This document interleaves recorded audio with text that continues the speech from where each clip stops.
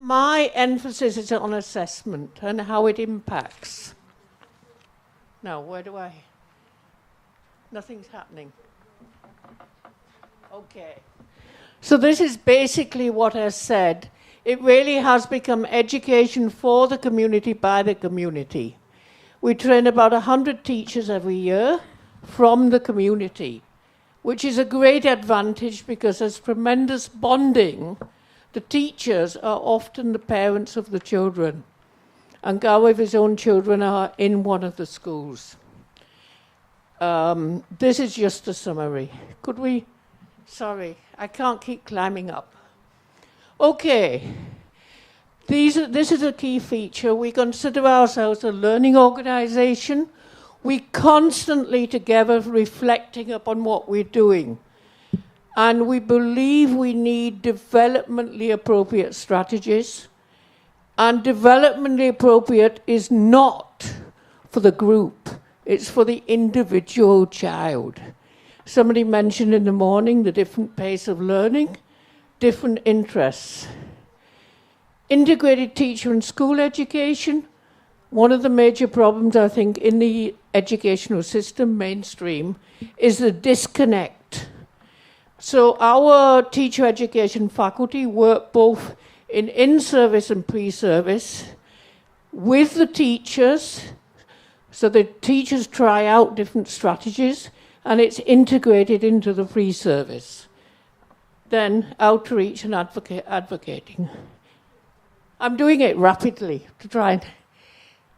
Okay, so when I was contacted and I realized it was about out-of-school children, and we are actually doing school programs and teacher education, but it is connected. I prefer to say there are stay-outs of the educational system and push-outs. Why?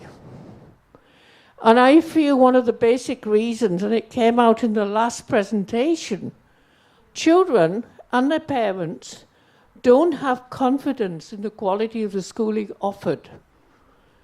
And the ones that join often get pushed out. Why? Let's see. And children are natural learners. They have a natural curiosity. So, what I want to talk about today is the examination system. I think that is a major contributing factor for the stay-outs and the push-outs. The other things I think everybody knows about. Teachers don't have conceptual understanding, so we spend a lot of time working on that so they're in a position. Demotivated, punitive teachers, they don't feel empowered. There's not ownership. But let's move on. Ramshackle buildings, you can see an example on the screen. Disgruntled parents with high aspirations. People say that parents of economically disadvantaged children are not interested in education. This, in my experience, is not true. They have tremendous aspirations for their children.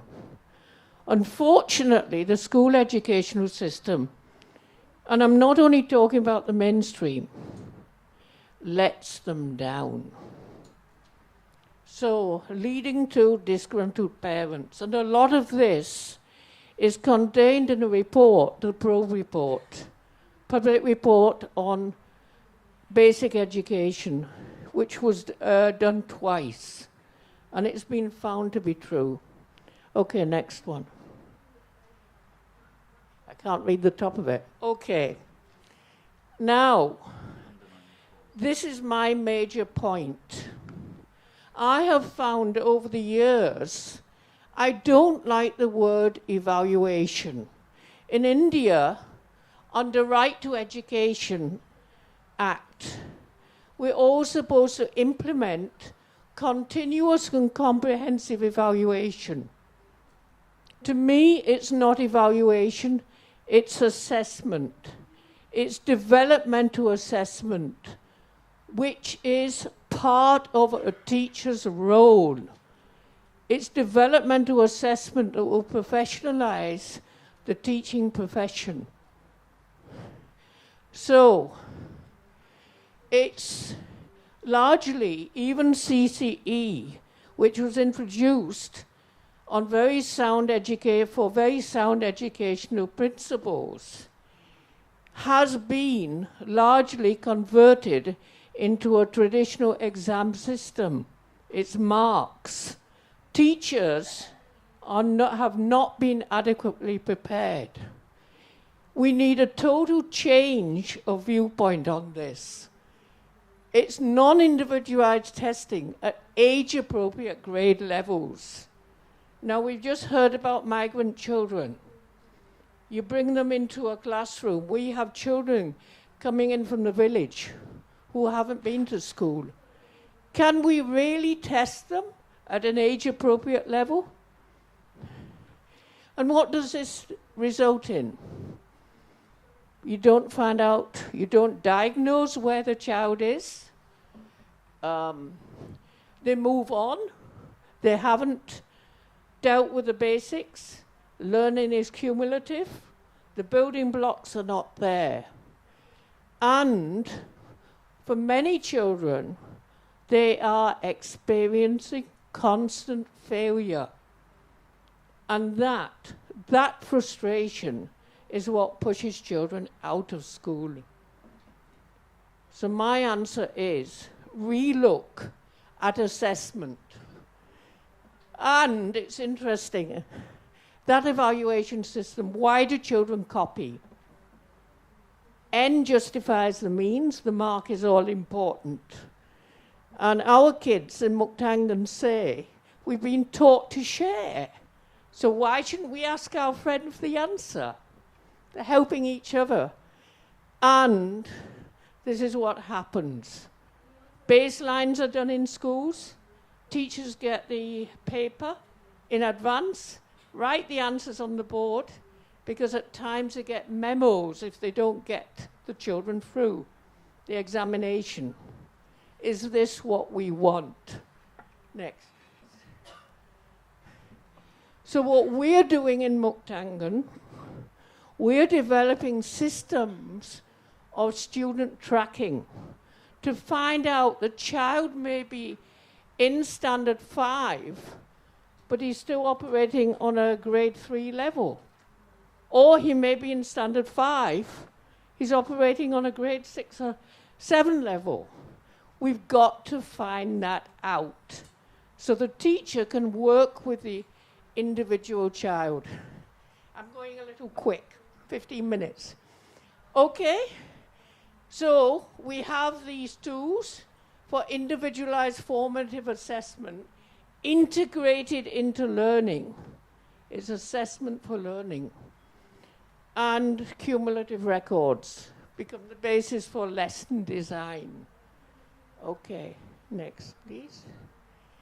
Now, this is a sample of the results.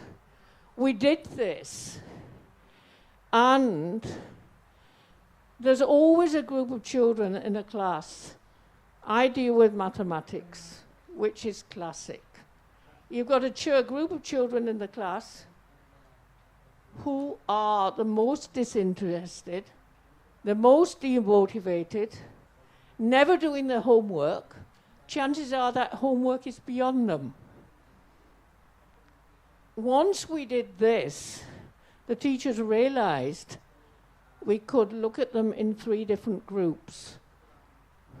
A is I don't want to use any terms, I don't want to label it, but the sharper, the quicker ones. C are the slower ones. But those slower ones are developing. And these were some of our results it clearly showed, based on our student tracking. C group, ones who were taught at their level, moved 1.1 grade level in 6 months. A group, we let down. They were the bright ones. We were not challenging them. They moved less. Could I see the next one, please? Now, how is this useful? We have 7 schools. We can immediately see how the teachers have performed in each school. The average grade increase for each child. And the next. This is for individual children. Unfortunately, the first one, we've got 2 of the A group, the brighter children. You can clearly see they were operating at a high level, 3 time periods, average children. But these were the slower ones who don't normally develop. Are they developing? You can see it. And they need to continue to be taught at their level, not at an age-appropriate level.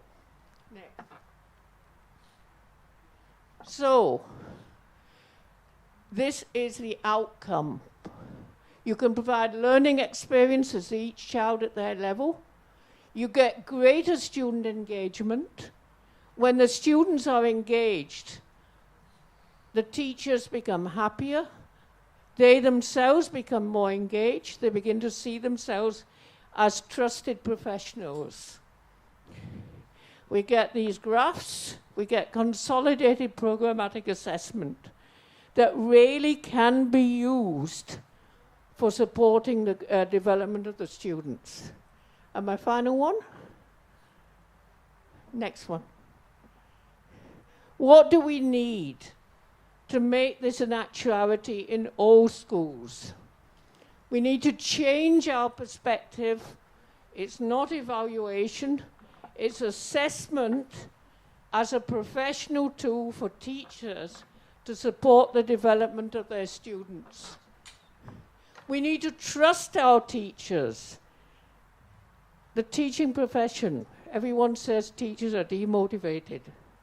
We need to begin to trust them as professionals, not use the examination marks to hold them accountable, or students. I think, obviously, we need greater investment because we need lower student-teacher ratios. We should be careful of complex formats. It should be easy for the teachers to implement. We need decentralization, and we need a change in teacher education.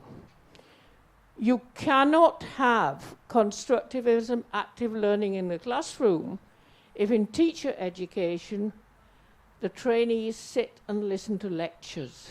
They have also got to learn in the same way during their own teacher, I call it education, not training. And even the assessment in teacher education needs to be formative. Now, did I stick to 15 minutes? Very good.